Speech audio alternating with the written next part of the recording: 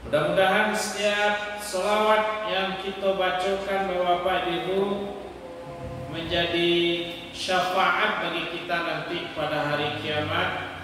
Amin ya rabbal alamin. Bapak dan Ibu, kaum muslimin muslimat, jamaah Isya dan Tarawih tamu Allah yang berbahagia, menyambung tausiah kita beberapa hari yang lalu, di mana judulnya itu adalah dosa-dosa kecil yang dianggap remeh. Telah kita sampaikan pada waktu itu ada beberapa macam dosa kecil yang dianggap remeh oleh orang-orang manusia kebanyakan hari ini. Nah, kali ini kita sambung beberapa buah lagi sehingga memantapkan kita terhadap ajaran Rasulullah SAW, bahwa ajaran beliau itu sampai kepada hal yang sekecil-kecilnya, supaya kehidupan kita nanti di akhirat tidak merugi lantaran kita talonsong berbuat hal-hal yang ternyata itu dilarang oleh Allah dan Rasulnya. Nah, Bapak dan Ibu, kalau kemarin kita sampaikan 5 kalau tidak salah, maka kini yang ke-6 itu yang sering dianggap remeh oleh orang-orang kebanyakan adalah tidak cebok setelah buang air, buang air kecil. Tidak cebok setelah buang air kecil. Islam mengatur hal-hal tidak hanya ibadah-ibadah mahdhah, ghairul mahdhah, tapi bahkan sampai ke bilik-bilik ketek mengatur hal ini. Itu bukan berarti Bapak dan Ibu Islam memberatkan, tapi justru Islam mengajarkan keselamatan sebenarnya. Pendakan yo urusan pribadi itu mah, tapi tetap diajarkan, diatur oleh agama kita sampai ke situ. Kalau tidak diatur sampai ke situ, maka Bapak dan Ibu akan sama saja kita dengan hewan, dengan binatang. Karena yang binatang kalau hal-hal yang seperti itu ya tidak ada diajar, tidak perlu diajar, tidak perlu diatur. Tapi kita manusia ini oleh Allah dan Rasulullah SAW diajar. Itu sebabnya Bapak Ibu, sebab kita menganggap enteng masalah buang air kecil. Kalau buang air kadang mungkin lainlah, dek apa namanya kok resiko baunya kadang kok. Tapi kalau buang air kecil sering dianggap remeh. Nah, Bapak dan Ibu, Rasulullah SAW mengabarkan kepada kita itu salah satu nanti tidak cebok setelah buang air kecil kok menjadi asbab kita diazab dalam kubur. Ibnu Abbas, sahabat Nabi, suatu ketika dia berkata, Ibnu Abbas ini, suatu ketika Rasulullah SAW lalu di kebun kurma, di kebun-kebun di Madinah. Samonya Jawa di situ, kalau di parah-parah itu tentu ada kubua, cie kedua, tergantung si anak punya. Ketika Rasulullah lewat di dekat kuburan di dalam parah-parah itu, dalam kebun-kebun kurma itu, lalu Rasulullah dengan izin Allah Subhanahu wa Ta'ala mendengar ada suara orang sedang disiksa dalam kubur. dan itu hanya dimiliki khusus oleh Rasulullah SAW untuk manusia. Kalau ada kita yang bisa mendengarkan azab kubur, Bapak Ibu, mungkin tak ada kita nanti laki galak agak sekali. Begitulah kira-kira ngerinya azab kubur. Nah, Bapak dan Ibu, selain Rasulullah, ada binatang lagi yang bisa mendengarkan suara azab kubur itu. Di antaranya dalam sebuah hadis disebutkan itu ayam, anjing atau wawau. Ini diberikan kekhususan termasuk kucing. Dalam sebuah hadis diterangkan yang mereka itu diberikan kekhususan oleh Allah Subhanahu wa taala mendengarkan yang gaib-gaib. Nah, kembali kita, ternyata Rasulullah diperdengarkan oleh Allah Subhanahu wa taala sehingga Rasul berkata kepada sahabat yang mengiringi beliau ketika Ibnu Abbas, kata Rasulullah SAW, yu'azibani wa ma yu'azibani fi kabirin. Ketahuilah mereka yang berdua dalam kubur ini, kebetulan kubur dua di situ. Mereka yang berdua dalam kubur ini yu'adzibani, diazabkan dua-duanya. Wa ma yu'adzibani, mereka keduanya itu diazab bukan karena fi kabirin, bukan karena sebab dosa kata. Berarti sebabnya karena hal-hal sepele, hal-hal remeh. Qala, summa qala, kemudian berkata, bala, sungguh ini suatu masalah yang besar sebenarnya, kata Rasulullah. Kana ahaduhuma la yastatiru min bauli. Nan surah kece Nabi, ikonya ndak bersuci setelah baul, setelah buang air kecil. Ndak bersuci setelah buang air kecil. Wa kana al-akhar, dan surang lain itu kece Nabi yang lain, yamshi bin namimah, kehidupannya selalu kama pai kama bajalan, selalu melakukan namimah. Namimah kok kalau bahasa awaknya madu-adu, madu si A dengan si B, madu si C dengan si A, sehingga kacau balau kehidupan masyarakat ini, antara pribadi orang yang surang dan pribadi yang lain, asalnya tak kelamaan kalau lainnya mula mengecek.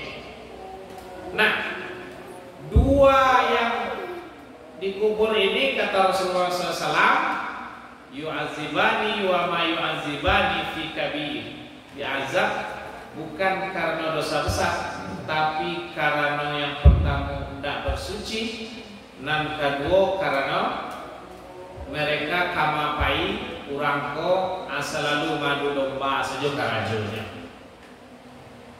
Nah, Bapak dan Ibu, kalau kita lanjutkan hadisnya, maka setelah itu kata Rasulullah SAW, dipatahkanlah rantiang kayu dari Rasulullah SAW menjadi dua.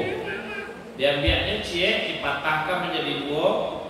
Kayu kok masih muda, masih alun mati lah, alun masyad, tapi masih nampak, masih nampak, namanya kok bakuli hijau, berarti kayu kok masih hijau. Lalu ditancapkan oleh Rasulullah ke kuburan Cie, ditancapkan ke kuburan Cie. Kata Rasulullah, saya berharap, apa doa Rasulullah, sampai kayu komasya, semoga dia diampuni sampai kayu komasya. Anak sehingga bagi orang-orang dianggaplah ketika itu oleh orang-orang setelah itu menanam bunga di kubu apa termasuk sunnah. Padahal di situ asal dasarnya oleh Rasulullah SAW berharap agar dia tidak diazab lo sampai kayu tadi karya. Kalau karya itu lah habis harapan Rasulullah tak boleh. Barang mana? Paling-paling 2-3 hari. Setelah itu kayu masih di padang pasir namanya di Arab angin sangat. Kini saja panen bapak ibu kita letakkan kain pagi siang lalu sampai waktu ke zuhur ala karya. Apalagi kalau kondisi seperti itu di padang pasir di Arab. Nah bapak dan ibu, inti yang kita ambil adalah bukan masalah menanam bunga di kubuan, tapi orang yang diazab lantaran perbuatannya yang dianggap enteng saja, dianggap remeh saja, lebih-lebih bagi orang yang sedang dalam perjalanan barangkali, sedang menyopir ataupun menumpang di kendaraan umum, ketika tasasa berarti oto sabata bertembak saja, ndak siapa, ndak bersuci setelah itu, langsung saja, selesai. Bapak dan ibu, kenapa sampai ke situ Rasulullah mengajarkan dan kenapa akibatnya diazab dalam kubur? Karena itu berkaitan dengan ibadah yang akan dilakukan sesudah itu, berkaitan dengan ibadah yang akan kerjakan. Di mana kasah sholat sementara pakaian awak terkena najis, sementara suci dari hadas dan najis salah satu di antara syarat sah-sahnya ibadah terutama ibadah sholat. Nah bapak ibu, ada seketek kalau dia kata kalau disuruh kita menganggap sepele saja, anda ada kan? Beko bisa diulang balik saat itu. Nah setan kok tentu tidak keinginnya kita ingin salamai setari alpo bawa sholat, sehingga menyebabkan sholat tidak sah. Ini salah satu hikmahnya. Kenapa diperhatikan hal-hal seperti itu. Dan banyak sunnah-sunnah yang lainnya tentang buang air kecil, buang air besar. Tapi yang kita tidak akan sampai ke sana menyerahkan, karena kita ambil beberapa hal saja yang dianggap remeh oleh orang kebanyakan. Maka kepada anak cucu kita, bapak ibu, mungkin kepada suami, kepada anak, kepada kemenakan kita, hal seperti itu kalau tidak diingatkan yang menganggap biasa, menganggap biasa saja. Ketika nyoba jalan di kawan-kawannya kesasak, manci aja surat, nyetembak selah, nyoba istilah. Padahal ada beberapa ajaran Rasulullah SAW tentang itu, yang disebut kalau tidak ada air pakailah batu. Istilahnya dalam fikih istijmar. Kita akan istijah, maksudnya bersuci dari setelah buang air kecil. Anda ada air, boleh menggunakan batu. Tidak ada aja kalau di negara Ewa, boleh menggunakan daun. Daun itu tidaklah sembarang daun. Kalau daun itu diambil dari pohon yang berbuah dan daunnya bisa dimakan, itu makruh, tidak dibolehkan. Sebaiknya tidak digunakan. Walaupun tak sampai ke haram. Sebab daun kalikih, ambil sedikit dan kalikih itu bisa dimakan. Itu dalam rangka pun melestarikan, menghormati si tumbuhan tadi, maksudnya bisa dikonsumsi. Daun bonsai, dan tidak dikonsumsi orang biasa-biasa, rumput biasa, asal janji latang salah dan dilangkan. Kalau tidak itu lebih apa sipu loh lah. Nah, itu satu yang sering kita akan remeh. Perlu kita tekankan mungkin kepada anak cucu kemenakan kita. Hal seperti itu bantuannya yang sepele, tapi itu mah Nabi mengabarkan langsung ke sahabat dan Nabi mendengar langsung, bukan melalui perantara malaikat Jibril, diperdengarkan oleh Allah langsung. Diazab dalam kuburan seperti itu. Nah, Bapak dan Ibu, itu peringatan dari Rasulullah SAW. Bahkan dalam hadis lain kata Rasulullah SAW, aksaru azabil qabri fil baul. Kebanyakan azab kubur itu disebabkan oleh buang air kecil. Ini ya sederhana bentuknya, tapi cuma ya babayo juga Pak. Azab kubur tentang. Nah Bapak dan Ibu, yang kedua, kalau tadi yang ke-6 itu nangka tujuan ya. Nangka tujuan yang dianggap remeh oleh kebanyakan kaum muslimin muslimat hari ini adalah, bahkan ini sudah menjadi hal yang kadang biasa saja bagi orang, dipertontonkan malah setiap saat, yaitu laki-laki atau wanita yang menyambung rambut, atau laki-laki wanita yang menyerupai lawan jenis. Laki-laki menyerupai padusi, padusi menyerupai laki-laki. Nah, pertama laki-laki atau wanita yang menyambung rambut. Menyambung rambut kok masa kasusnya Bapak Ibu, rambutnya tipis. Awak pengen tabal rambut. Padahal kalau bagi padusi rambut kok abuak kok ikut aurat. Aurat. Dalam yang sebelumnya telah tersampaikan bahwa kalau ada tersingkok tirai rumah kita tidak berjilbab di dalam, maka yang salah kita maka disingkokkan tirai. Karena bisa jadi orang melihat nanti caliannya kebetulan nampak terbuka aurat. Walaupun rambut itu hal yang biasa di kita barangkali, tapi itu aurat yang harus kita jaga dan hanya boleh dipacaliakan kepada orang-orang yang dibolehkan dalam agama. Nah, Bapak dan Ibu, menyambung rambut. Kisahnya itu adalah dari Asma binti Abu Bakar, anak Abu Bakar. Beliau berkata, ada seorang wanita datang ke Nabi SAW. Dia berkata, ya Rasulullah, kecek padusina datang tadi itu. Saya mempunyai anak perempuan. Anakku pernah terserang penyakit campak. Dek sakit tadi itu sehingga rambutnya rontok. Sehingga mana lebih banyak? Berarti kalau rambut rontok berarti sakit rambutnya dan banyak nampak kulit kepala. Kininya kamu nikah ya Rasulullah.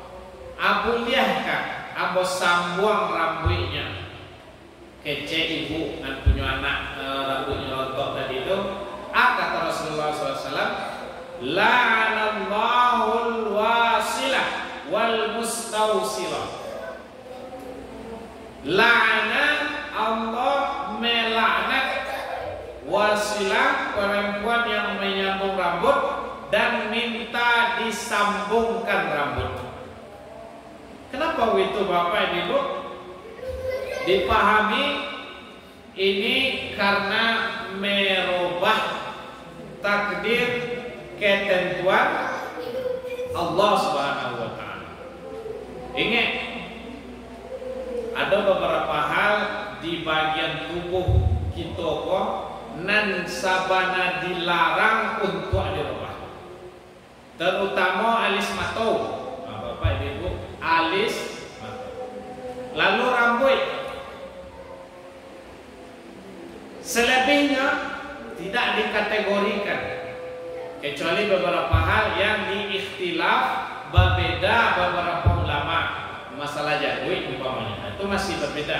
Tapi yang jaleh-jaleh Rasulullah mengecekkan menyambung rambut, merubah alis, aku dua konan la'anallah. Kalau la'ana itu dalam bahasa Arab berarti bahasa awaknya mengutuk. tidak disukai dan dibenci. Nah, Bapak dan Ibu, termasuklah di dalam orang yang menggunakan rambut palsu. Rambut palsu, sedangkan rambut itu sendiri tidak mulia dipacaliakan kalau bagi manusia, dan bagi laki-laki, itulah tren loh.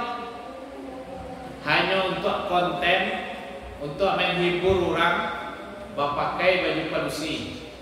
Awal laki-laki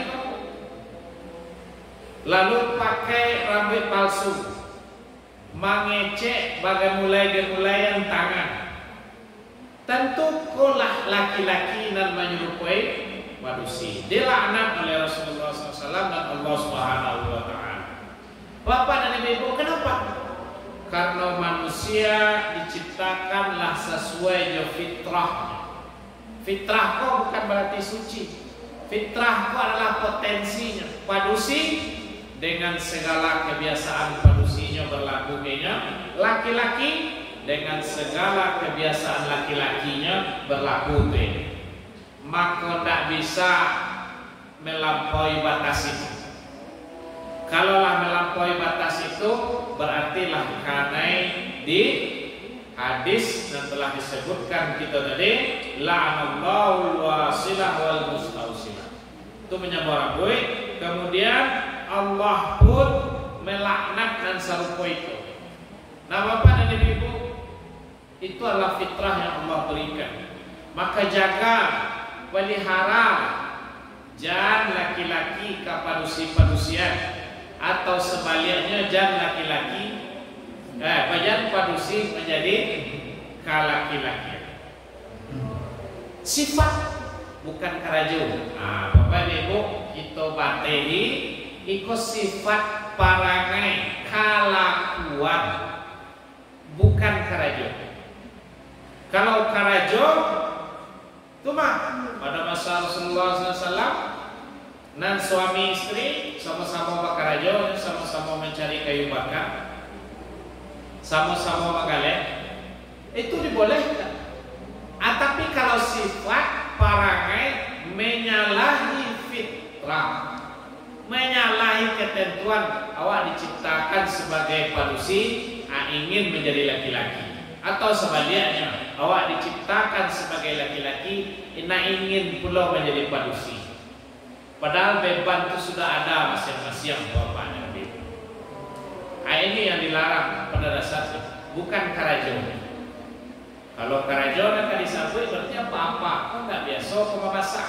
Nggak akan ada koki-koki di hotel, di tempat-tempat umum itu, nggak ada koki dan tukang masak dan juru masak itu dan laki-laki itu padusi. Atau sebaliknya. Ketika ibu-ibu sakit, asyiknya kamu masak. Itu hanya pekerjaan, tugas yang bisa dilakoni, dikerajokan oleh siapa. Nah, yang kedua tuh Bapak Ibu, laki-laki padusi yang minta sambungkan rambut, atau laki-laki yang menyerupai wanita atau sebaliknya. Angka 7 ayat. Nah, berikutnya nangka 8, Bapak dan Ibu, ikonan paling acok kadang-kadang sadar nggak sadar takarajon ya, bahwa apabila awak batigo bakawan, maka kalau mengecek, maka kategorinya di bawah 1.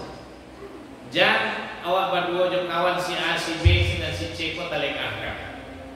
Nah, dalam bahasanya berbisik 4 mata dan membiarkan orang ketiga talengahkan. Sebab Rasulullah SAW memperhatikan hal itu, sebab akibatnya adalah membuat sedih orang hendak dibawa satu mengecek. Kata Nabi SAW, iza kuntum salasa, kalau awak lai batigo fala yatanaja isnani dunal akhar, janganlah bisik-bisik saja nan baduo ko anan surang talingahkan hatta takhtalitu bin nas. Kalau dibawanya menyingkir ke belakang, dibawanya ke tampe manusia sakete lajaleh doa min ajli zalika, karena yang demikian itu kece Nabi sallallahu alaihi wasallam yuhzinuhu, membuat yang surang tadi yuhzin, bersedih ibawatinya. Bapak dan ibu-ibu, ini adalah tuntunan Rasulullah SAW dalam hal pergaulan. Kalau awak batigo aja nambah dua sebab bisa sehingga nan surang ibawatinya. Atau yang paling parah adalah inyo maraso saya berburuk sangka kawan nambah doa. Aku anak akademisiannya kaman silang ko nawala. Nah, itu kan menyebabkan terpecahnya persaudaraan, menyebabkan kawan dan surang ibawatinya, dan macam-macam lah yang akan terjadi. Nah, Bapak dan Ibu, ini paling sering. Bahkan kalau kita bawakan ke kini, baduo-baduo tiba telepon saja untuk mangke telepon ko pun minta izin ke kawan. Asal tadi siapa menelepon minta izin. Tak menangke sudah lama bercerita badanya telepon langsung saya halo anak kawan. Lata putih saya cerita diam saja lah. Apa terjadi dalam hatinya? Ayo tak baragu berdakwah nampak. Ini adalah kenyataan yang terjadi. Apalagi kalau awak lewat tigo, sedangkan pakai telepon siapa dua, berarti ada orang ketiga telepon itu sendiri. Nah, minta izin kita. Ini hal-hal kecil yang kadang tak lupakan apacah persaudaraan, pacah pertemanan kita dengan orang yang kita selalu bersama selama ini. Bapak dan Ibu, iza kuntum salasah. Kalau ketiga kecil Nabi ajan hanya yang berdua saja berbicara sehingga dan surang kau telingahkan. Kalau ingin juga minta permisi lah. Sebab tadi kau ada orang para luar dikecilkan berdua aman jauh.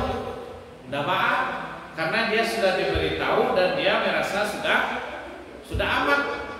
Inilah minta izin. Kalau diizinnya, alhamdulillah silahkan. Inyo nama jauh atau awak nama jauh sekali. Karena bisa jadi pembicaraan itu adalah menyangkut hal pribadi, tidak perlu orang lain tahu. Kalau awak minta izin, berarti lah apa? Bapak dan Ibu, itu yang ke-8. Terakhir, yang paling sering juga dan bisa kesampaikan pada kesempatan ini adalah hilangnya rasa cemburu. Hilangnya rasa cemburu. Nah, ini disebut dengan diasa. Kalau dalam bahasa hadisnya dayus. Salah satu qad haramallahu alaihimul jannah. Ada 3 jenis manusia yang Allah haramkan untuknya surga. Mudaminul khamri, orang yang suka minum khamar, minum mabuk-mabukan. Wal aqu, dan orang pendurhaka kepada orang tuanya, hukukul walidain. Wad dayyus allazi yuqirru fi ahlihil khubtha, dan seorang yang dayus. Siapa itu? Orang yang rela biasa-biasa saya perasaannya ada kekejian dalam keluarganya, santai-santai. Kekejian itu maksudnya Bapak dan Ibu lebih kepada menutup mata, tidak peduli saja terhadap apa yang terjadi di keluarga. Berapa contoh dayus menutup mata terhadap anak perempuan atau istri yang inyo tuh agak akrab di orang lain atau laki-laki lain. Kita punya anak gadis, anak gadis ko akrab jual laki-laki lain, aling-alingas biasa tuh nyoba kawan. Ini kenyataan gini bapak dan ibu. Adek bakawan, bakece orang awak, abih miang dek bagi sia. Ala nak jaleh selai. Anak ko hubungannya dengan sia-sia apa biasa. Karena kita tak punya rasa dayus, tak punya rasa cemburu, girah untuk menyelamatkan ini. Nah, bapak dan ibu, kalau guru waktu bapak mengajarkan bahasa Inggris, kecenya aku nanti pe orang tua dan you come to my house not what my mother. Ada tanah ke rumah, ada lagi jamak. Ini karena menganggap biasa. Karena kita menganggap biasa pergaulan. Kayak biasa pergaulan dalam hal pergaulan positif. Tapi kalau lawan dua-dua dan muda-muda kau bapak dan ibu, cie yo dua asal asai di setan tu mati. Mamulonya yo biasa-biasa saja. Anak setan tu tak kadiam. Tak kanyang saja pabian seorang anak cucu Adam yang berlainan jenis, apalagi yang tak punya hubungan apa-apa berdua-dua itu. Nah, atau hal yang lain, seorang suami atau seorang bapak membiarkan anaknya atau istrinya keluar tanpa hijab, menjaga aurat, hal yang wajar. Tapi nasi bapak kebiasa saja. Sedang model pakaian model itu kini kebanyakan awal. Tidak ada rasu seketik pun di orang tua untuk menagah. Akulah masuk kelompok dayus. Tidak ada perhatian terhadap keluarga. Tidak ada perhatian terhadap istri. Nah, bapak dan ibu, bahkan yang lebih parah, bangganya kalau ini bantu artis tuh keluar istrinya atau anaknya. Nah, itu loh modelnya ini. Sedang tren. Padahal yang dijaga agama, padahal yang dijaga kehormat, hanya kehormatan batu-bananan, tidak ada ragonya dinya, tidak terperhatikan. Ini namanya dayus, hilangnya rasa cemburunya kepada anggota keluarganya yang melanggar syariat Allah Subhanahu wa taala. Bahkan kalau yang pejabat, abangganya istrinya difoto, dikeluarkan di sampul majalah, bajunya dicari oleh salah orang memperlihatkan aurat. Bangga. Ini dayus namanya dalam bahasa hadis. Nah, iku orang sampai Allah haramkan sugo. Menurut hadis Nabi dari Ibnu Umar radhiyallahu anhu. Nah, bapak dan ibu, banyak hal lain kalau kita bentang berdasarkan hal-hal ini kita sampaikan dan umum dan sering terjadi dalam kehidupan. Kalau kita bahas lebih dari 60 hal-hal yang dianggap enteng, tapi yang paling cepat resiko dan paling kadang resikonya adalah 68 hal yang telah tersampaikan seminggu yang lewat dan 3 hal yang telah tersampaikan ini. Mudah-mudahan bapak dan ibu kita termasuk orang-orang yang menghindari hal-hal yang dianggap remeh, dosa-dosa yang dianggap remeh dalam kehidupan kita, sehingga kita mudah-mudahan mendapat rahmat dan penjagaan dari Allah Subhanahu wa taala. Sebab sebagaimana yang telah tersampaikan minggu yang lalu, nan sakete diibaratkan oleh Nabi, orang yang mengumpulkan kayu bakar, cie sehari, beko di hari nanti 30 ala bisa memasak dengan kayu yang tak kumpul tadi itu. Sakete kalau ada biarlah sekali ko. Bisa ulang ya. Dan minggu depan ulang namanya. Ala sekian umur atau kumpul akibatnya yang gadang jawab pinarako dan memakai yang itu kecil Nabi dalam hadis telah tersampaikan minggu yang lalu. Mudah-mudahan bermanfaat dan bisa kita pahami dengan sebaik-baiknya, bisa kita amalkan, terutama bagi yang menyampaikan. Kita mohon maaf apabila ada salah dan gagal. Kita akhiri dengan doa kafatul majlis. Subhanallahumma rabbana wa bihamdika asyhadu an la ilaha illa anta astaghfiruka wa atubu ilaik. Walhamdulillahirabbil alamin. Assalamualaikum warahmatullahi